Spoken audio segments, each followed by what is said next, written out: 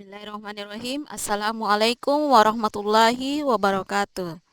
Selamat pagi adik-adik semua. Semoga tetap dalam keadaan sehat walafiat ya. Amin ya rabbal alamin. Baiklah, untuk hari ini kita telah memasuki pertemuan ketiga, dan untuk hari ini kita akan membahas tentang eksponen, logaritma dan persentase ya. Oke, silakan diperhatikan sampai full video ini ya, agar bisa mendapatkan pemahaman yang lebih baik mengenai materi hari ini ya. Oke, jadi yang pertama eksponen ya. Apa itu eksponen ya? Jadi eksponen itu adalah suatu bentuk perkalian dengan bilangan yang sama, kemudian diulang-ulang. Eksponen biasa disebut sebagai pangkat atau nilai yang menunjuk derajat kepangkatan. Contohnya 3 pangkat 3 ya. Di sini 3 pangkat 3 itu sama dengan 3 dikalikan sebanyak 3 kali. Kenapa? Karena tiganya ya, pangkat 3-nya ada 3. Nah, kalau misalkan di sini 3 pangkat 4 ya. Misalkan di sini 3 pangkat 4, maka 3-nya dikalikan sebanyak 4 kali ya. Nah, seperti itu. Jadi itu dan seterusnya sebanyak 4 kali. Nah, gitu ya. Jadi kalau 5 berarti 3-nya 5 kali. Ya, seperti itu. Itu maksudnya berulang-ulang. Kemudian bentuk umum eksponen ya. Bentuk umum eksponen itu adalah A pangkat N sama dengan A dikali sampai dengan A ya. Itu dikalikan sebanyak jumlah N, di mana A adalah bilangan pokok. Jadi ini A-nya ini bilangan pokok dan N-nya adalah banyaknya pangkat. Ya, begitu. Nah, selanjutnya di sini juga ada sifat-sifat eksponen. Nah, sifat eksponen yang pertama itu adalah A pangkat M dikali A pangkat N sama dengan di sini A ya. Nah, A pangkat M ditambah N. Jadi ingat, kalau ini dikali, maka pangkatnya ditambah. Contohnya, 5 pangkat 2 dikali 5 pangkat 3. Maka 5 pangkat 2 ditambah 3 ya, karena di sini kali ya. Nah, 5 pangkat 5 itu sama dengan 5 dikali 5 dikali 5 dikali 5. Hasilnya berapa di sini ya? Silakan dijawab sendiri. Kemudian selanjutnya ya, A pangkat M dibagi A pangkat N. Nah, ingat kalau pembagian ya, kalau pembagian itu pangkatnya dikurang ya. Jadi kalau basisnya sama dan dibagi, maka dikurang pangkatnya. Sama dengan ini tadi. Ini sifat ini berlaku kalau basisnya sama ya. Nah, sama dengan ini, kalau basisnya sama AA, nah, maka dia berlaku sifat ini. Kalau berbeda, misalkan di sini A, di sini B, maka itu berbeda lagi ya. Ya, sifat ini tidak berlaku. Contohnya 5 pangkat 5 dibagi 5 pangkat 3 itu sama dengan 5 pangkat 5 dikurang 3. Hasilnya 5 pangkat 2. Nah, di sini 5 ya. 5 pangkat 2 maksudnya ya. 5 dikali 5 itu sama dengan 25. Ya, seperti itu. Jadi 5 pangkat 5 itu ya bisa ditulis dalam bentuk per 5 pangkat 3 ya. Jadi bagi itu sama dengan artinya ini ya. Sama dengan bentuk seperti ini. Jadi bagi ada 2, boleh seperti ini titik 2, boleh juga garis mendatar seperti ini. Oke? Iya. Nah, kemudian selanjutnya ya, ini dipisahkan tanda kurung. Nah, kalau dipisahkan tanda kurung seperti ini, maka pangkatnya dikali. Nah, kalau dikali, pangkatnya ditambah. Kalau dibagi, pangkatnya dikurang. Kalau dipisahkan tanda kurung, pangkatnya dikali. Oke? Bisa ya? Nah, sekarang contohnya.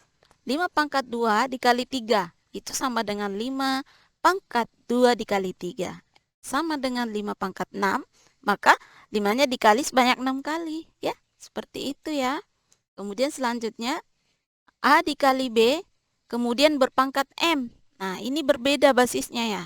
Nah, jadi kalau dia dipisahkan tanda kurung, baru pangkatnya di luar, maka semua angka yang berada dalam tanda kurung itu adalah bagian dari M. Oke? Nah, di sini dikalikan dikali ya, A dikali B. Berarti A pangkat M dikali B pangkat M ya. Ini B kecil ya di sini. Oke? Nah, selanjutnya contohnya itu ya 2 kali 3 pangkat 2. Berarti 2 kali 2 pangkat 2 dikali 3 pangkat 2 itu sama dengan 2 kali 2 dikali 3 dikali 3 ya, itu sama dengan 4 kali 3 36 ya. Oke. Selanjutnya A per B berpangkat M itu sama dengan A pangkat M dibagi B pangkat M. Jadi sama dengan yang tadi ya. Kalau di dalam kurung itu bagi, maka semua kemudian dipisahkan tanda kurung, maka semua yang berada dalam tanda kurung itu akan dipangkatkannya. Seperti itu. Contohnya 10 pangkat 5 ya. 10 per 5 pangkat 2 itu sama dengan 10 pangkat 2. Ya, di sini 5 pangkat 2 ya. Oke, 10 pangkat 2 dibagi 5 pangkat 2. Nah, seperti itu. Oke. Selanjutnya, ya, A pangkat M per A pangkat N. Ya, A pangkat M per A pangkat M itu sama dengan A pangkat M dikali A pangkat negatif N. Ingat, kalau A pangkat N di sini kemudian kita jadikan kali, maka dia dikurang. Negatif ya. Hah? Ya, jadi saya ulang di sini, kalau di sini positif, maka ketika kita kalikan jadikan kali, maka dia negatif pangkat N. Maka karena kali di sini kali, ya, di sini kali, ya, maka dia dikurang. Karena kali dia ditambah ya. Karena kali, ya. Nah, ini persamaan pertama, maka dia ditambah pangkatnya M ditambah negatif N ya. Oke. Ya. Jadi itu sama dengan negatif ketemu positif, maka hasilnya negatif, maka M dikurang N. Ya. Contohnya ini. 2 pangkat 3 dibagi 2 pangkat 2 itu sama dengan 2 pangkat 3 kali 2 pangkat negatif 2. Ya. Nah, hasilnya 2 ya. Seperti itu. Kemudian kita lanjutkan. Nah, ini 1 per A pangkat N itu sama dengan A pangkat negatif N. Ingat, kalau positif, dihilangkan pernya, maka A pangkat negatif, ataukah di bawahnya itu A pangkat negatif, maka dia berubah menjadi positif. Oke? Nah, ini contohnya ya. Kemudian selanjutnya ini dalam bentuk akar. Nah, ini bacanya itu adalah akar pangkat N dari A pangkat M. Ya, sekali lagi saya ulang, akar pangkat N, ini dulu yang disebut, dari A pangkat M. Itu sama dengan A berpangkat M per N. Ya. Jadi contohnya, akar pangkat 3 dari 2 pangkat 6, itu sama dengan 2 pangkat 6 per 3. Ya, sama dengan 2 pangkat 2 hasilnya 4. Ya, seperti itu. Nah, selanjutnya di sini ada soal kuis ya. Jadi silakan dicari jawabannya. Kemudian nanti kita akan bahas bersama-sama di grup WA ya. Selanjutnya kita ke logaritma ya. Nah, logaritma ini adalah sebuah hasil kebalikan dari suatu perpangkatan ya. Kemudian misalnya pada sebuah perpangkatan A ya. Sebuah perpangkatan A di A pangkat C itu sama dengan B, A pangkat C sama dengan B, maka dapat dinyatakan dalam logaritma. Jadi seperti ini bentuknya. Dari pangkat ini, nah dibuat dalam bentuk logaritmanya, akan seperti ini bentuknya. Cara membacanya ya, logaritma B, jadi ini dulu yang dibaca, logaritma B dengan basis A sama dengan C. Jadi logaritma B dengan basis A sama dengan C. Kemudian selanjutnya, nah di sini saya sengaja buat dalam bentuk tabel biar bisa dibedakan bentuk pangkat, akar, dan logaritma. Jadi bentuk pangkatnya ini, bentuk akarnya ini, jadi B-nya di sini dia dalam akar, kemudian C-nya itu tetap dalam bentuk pangkat dan A-nya ya. Kemudian logaritma B dari A dengan basis A itu sama dengan C. Ya, contohnya 3 pangkat 2 itu sama dengan 9. Kemudian bentuk akarnya akar pangkat 2 dari 9 sama dengan 3. Kemudian logaritma 9 dengan basis 3 itu sama dengan 2. Jadi perhatikan ya bentuknya. Di sini 9 dia dalam akar, kemudian 3-nya sama dengan 3, kemudian 2-nya adalah akar pangkatnya ya. Jadi ini 3 adalah A, C adalah 2, B adalah 9. Jadi ikuti bentuk logaritma ini ya. Sehingga bisa didapat satu keterkaitan antara pangkat, akar, dan logaritma. Selanjutnya,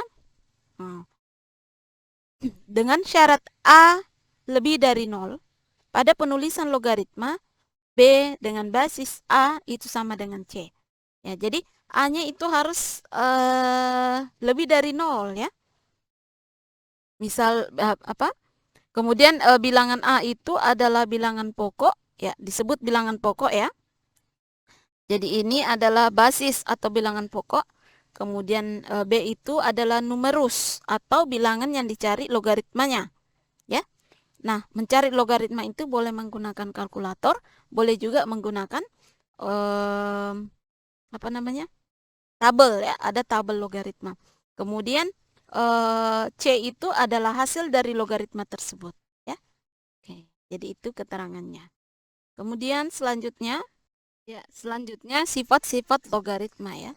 Jadi di sini ada beberapa sifat logaritma. Logaritma 1 dengan basis A itu sama dengan 0 ya. Jadi kenapa? Karena kalau kita buat dalam bentuk pangkat ya, A pangkat 0 itu sama dengan 1 ya. Ingat tadi syaratnya adalah A itu lebih dari 0 ya. Jadi boleh 1 ya, boleh 2 ya, boleh 3, 4 dan seterusnya. Kenapa? Karena kalau 0 pangkat 1 ya, 0 pangkat 1 0 pangkat 0 di sini, dia nilainya tak berhingga ya. Nilainya tak berhingga, banyaknya ya. Nilainya tak berhingga ya. Seperti itu. Ya, jadi alasannya ya silakan dilihat di YouTube saya ya. Jadi ada di bagian YouTube saya yang menjelaskan tentang 0 pangkat 0. Kemudian kita lanjutkan. Logaritma A dengan basis A itu 1. Kenapa? Ketika kita buat dalam bentuk pangkat ini, A pangkat 1 itu hasilnya A. Kemudian ya logaritma B dengan basis A ditambah logaritma C dengan basis A, maka boleh langsung dikali B dengan C karena basisnya sama di sini ya. Kemudian logaritma B dengan basis A dikurang logaritma C dengan basis A itu boleh dibagi. Jadi ini bedanya kalau dia ditambah dikali, kalau dia dikurang maka dibagi ya, begitu. Kemudian logaritma B dengan basis A dikali logaritma C dengan basis B. Nah, ini basisnya beda ya antara A dengan B, tetapi dikali. Nah, ternyata ini boleh langsung dicoret sehingga logaritma C dengan basis A ya. Jadi sisanya ini. Oke, seperti itu. Kemudian ya agak menarik sih ya untuk sifat logaritma. Ya, jadi kemudian untuk logaritma B dengan pangkat M ya, dengan basis A pangkat N itu M ya, M per N dikali logaritma B dengan basis A. Oke? Saya. Kemudian selanjutnya logaritma B dengan basis A itu boleh apa? Boleh dibuat dalam bentuk seperti ini, tetapi basisnya dibalik. Nah, logaritma A ya dengan basis B di bawah ya. Oke, selanjutnya ya. Nah, ini A pangkat logaritma B dengan basis A itu sama dengan B ya. Jadi kalau seperti ini boleh langsung dicoret ininya sehingga menghasilkan B. Oke, seperti itu. Nah, kemudian selanjutnya kita kuis ya. Di sini ada kuis 2 ya. Jadi semoga tidak ada yang beranggapan bahwa kita kuis-kuis terus ya. Nah, jadi sebenarnya tujuan dari kuis ini adalah untuk melatih kemampuan kalian dalam memahami materi ya. Jadi gunanya kuis itu adalah latihan ya, biar lebih mudah untuk dipahami dan diingat ya. Karena kalau matematika itu harus disertai dengan latihan, latihan dan latihan ya. Sehingga mudah untuk diingat dan dipahami. Oke? Nah, di sini sederhanakan logaritma dengan menggunakan sifat-sifat logaritma. Di sini ada tambah ya, tadi kan sudah ada ya. Kemudian di sini ada ya, ada beberapa macam. Nah, kemudian kita lanjut ke persentase. Nah, ini adalah salah satu materi yang mungkin akan sering kita gunakan nantinya dalam materi mengenai matematika keuangan ya. Jadi ini kita belajar dulu matematika dasarnya ya. Jadi saya ambil 2 pertemuan untuk pertemuan 2 dan 3 itu khusus membahas matematika dasar ya. Nah, kemudian persentase. Nah, apa itu maksudnya ya? Nah, persentase itu ialah perbandingan rasio untuk menyatakan pecahan dari 100 yang ditunjukkan dengan simbol persen ya. Dengan kata lain, persentase itu ialah bagian dari keseluruhan yang dinyatakan dengan per 100, di mana keseluruhan tersebut ditulis dengan 100% ya. Jadi tidak ada itu 1000%, tidak ada itu 200% ya. Jadi maksimal 100%, oke? Karena kenapa? Karena persen itu maksudnya sebenarnya adalah per 100 ya. Oke, cara menghitungnya ya, jadi persentase itu sama dengan jumlah bagian per jumlah keseluruhan dikali 10%. Kemudian untuk menghitung jumlah bagian itu boleh persentase dikali jumlah keseluruhan ya. Jadi ini hanya permainan rumus saja ya, penurunan rumus. Kemudian contohnya ya, di sini ada contohnya. Terdapat 50 orang mahasiswa di dalam satu kelas. 30 di antara mahasiswa tersebut memakai sepatu dan sisanya 20 mahasiswa tidak memakai sepatu, ya. Maka persentase mahasiswa tidak memakai sepatu adalah sekarang kita jawab ya. Nah, ini diketahui 50 orang mahasiswa, ya. Ini sama saja dengan jumlah keseluruhan. Kemudian yang memakai sepatu itu 30 orang. Kemudian jumlah memakai sepatu 30 orang. Jadi 30 dengan jumlah tidak memakai sepatu itu 20. Jadi 30 dengan 20 ini adalah jumlah bagian ya. Jumlah bagian dari 50 orang ini. Kan itu maksudnya. Kemudian ternyata yang ditanyakan adalah persentase mahasiswa tidak memakai sepatu. Berarti jumlah bagian yang tidak memakai sepatu adalah 20 orang ya. Nah, kemudian rumus yang kita gunakan adalah yang tadi. Ya, jadi persentase mahasiswa tidak memakai sepatu itu adalah jumlah tidak memakai sepatu ya, berdasarkan yang ditanyakan ya. Nah, jangan di sini ditanyakan tidak memakai sepatu terus di sini jumlah yang memakai sepatu kita taruh, bukan ya, tapi yang tidak memakai sepatu ya. Kemudian dibagi jumlah keseluruhan mahasiswa dikali 100%. Nah, jadi jumlah tidak memakai sepatu 20, jumlah mahasiswa 50 ya. Jadi hasilnya 40%. Oke? Nah, seperti itu. Oke, selanjutnya ada contoh 2. Nah, kita banyak-banyak bikin contoh ya karena ini persentase. Nah, persentase itu digunakan untuk menghitung beberapa kondisi ya. Jadi tidak cuma seperti tadi. Nah, ini beda lagi kasusnya. Nah, uang nona ya. Nah, kita berbicara dengan uang ya. Semoga tidak langsung hijau matanya di sini ya. Ini uang nona, ya kenal enggak sama nona? Kenal dong ya, yang punya YouTube ya. Iya. Oke. Uang nona itu adalah 120.000 ya. Kemudian akan diberikan kepada Sri. Ya, ini nih Sri ya beruntung karena dapat uang dari nona. Nah, akan diberikan ke Sri 20%. Ya. Berapakah sisa uang nona? Nah, ini baiknya ya. 20% ya. Nah, sekarang kita hitung uangnya nona ya. Nah, sekarang diketahui jumlah keseluruhan uang ya, 120.000. Persentase uang yang diterima 20%. Nah, sekarang yang ditanyakan jumlah sisa uang nona ya. Coba fokus ke penyelesaian. Nah, ya, jadi jumlah bagian itu sama dengan persentase dikali jumlah keseluruhan. Nah, kita hitung dulu jumlah uang yang diberikan ke Sri. Kan tadi masih dalam bentuk persen ya. Nah, masih dalam bentuk persen kan? Kita hitung menggunakan jumlah ini ya. Nah, jumlah uang yang diberikan ke Sri artinya jumlah bagian kan? Nah, ini kan bagian dari uang nona yang diberikan kan? Nah, itu sama dengan persentase dikali jumlah keseluruhan ya. Jadi persentasenya 20% dikali 120.000 itu sama dengan 20/100. Ingat persen itu per 100. Ya. Jadi dikali 120.000. Nah, jadi di sini boleh kita matikan. Di sini 2 angka.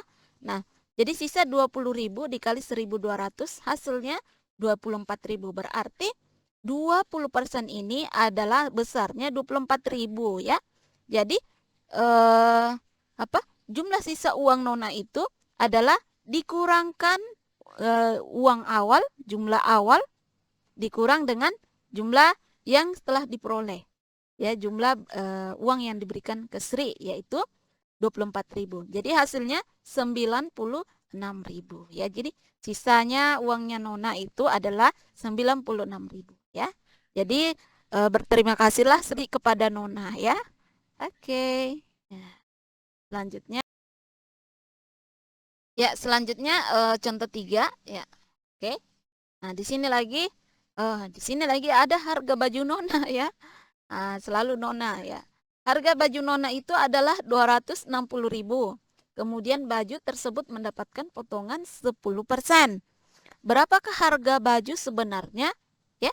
Jadi harga baju sebenarnya ini ya. Oke, harga awal baju 260.000 ya. Persentase potongan itu 10%. Harga baju sebenarnya ya. Jadi harga baju sebenarnya itu adalah harga yang dibayar ya. Bukan yang ini yang dibayar, bukan 260. Nah, jumlah bagian persentase dikali jumlah keseluruhan. Nah, kita hitung dulu potongan harga baju ya. Jadi potongan harga baju itu maksudnya jumlah bagian dari ini ya. Oke. Nah, jadi potongannya kan 10%, masih dalam bentuk 10%. Berarti 10% dikali 260.000 itu sama dengan 10/100. Nah, ini boleh kita coret. Nah, sehingga 10 dikali 2.600 hasilnya 26.000. Berarti potongan harga baju itu yang 10% tadi itu harganya 26.000 maksudnya ya. Nah, berarti harga sebenarnya baju yang dibeli oleh Nona ya. Harga baju Nona itu sebenarnya yang dibelikan itu adalah 234.000. Dari mana? Dari harga awal baju dikurang dengan banyaknya potongan harga baju ya. Seperti itu. Oke? Ini seru ya. Ya, semoga bisa dipahami ya. Iya. Selanjutnya contoh 4. Nah, di sini Ana membeli kerudung dengan harga 80.000 ya. Ana, siapa itu Ana? Nah, ya semoga ada mahasiswa yang namanya Ana ya. Ya, Ana membeli kerudung dengan harga 80.000. Nah, kemudian kerudung tersebut akan dijualnya kembali 120.000. Wow, lumayan ini ya untungnya Ana. Nah, berapa persen keuntungannya? Nah, kita lagi gunakan persen ya. Oke. Selanjutnya, diketahui dulu ya. Harga beli 80.000, harga jual 120.000. Nah, berarti persentase keuntungannya. Sekarang kita hitung ya. Kita hitung besarnya untung ya. Tadi kan besarnya untung itu harga jual dikurang harga beli kan? Nah, semua pasti sudah tahu nih yang penjual online ya. Nah, jadi untungnya itu 40.000 ya, dari harga 120.000 ya. Sorry, dari harga 80.000 menjadi 120.000, pasti untungnya 40.000 kan? Nah, jadi persentase untung itu ya, persentase keuntungan itu ya, itu sama dengan besarnya untung dibagi dengan harga beli kan? Besarnya untung dibagi harga beli. Berarti 40.000 dibagi 80 itu sama dengan dikali 100% itu sama dengan 50 ya. Dari mana 50? Nah, sekarang kita oret-oret ini, kita hilangkan. Nah, ini 4 dengan 8 ini kan boleh kita sederhanakan masing-masing bagi 4 jadi ini sisa 1, ini sisa 2. Kan? Nah, di sini 1 kali 100 kan 100, dibagi 2 kan 50. Nah, dapat dia ya. Seperti itu. Sehingga keuntungannya itu adalah, persentase keuntungannya adalah 50% ya. Seperti itu. Jadi ini cara-cara dalam mencari persentase sebuah masalah ya. seperti itu. Nah, di sini ada lagi kuis 3 ya. Nah, di sini kuis 3-nya itu hitunglah berapa nilai persentase berikut. Jadi, kalau ada kata dari, ya, kalau ada kata dari itu artinya dikali. Oke? Dari dikali ya. Jadi 25% dari 150.000 itu adalah artinya 25% dikali 150.000. Ya. Oke? Kemudian dalam grup WA kelas terdapat 28 orang mahasiswa.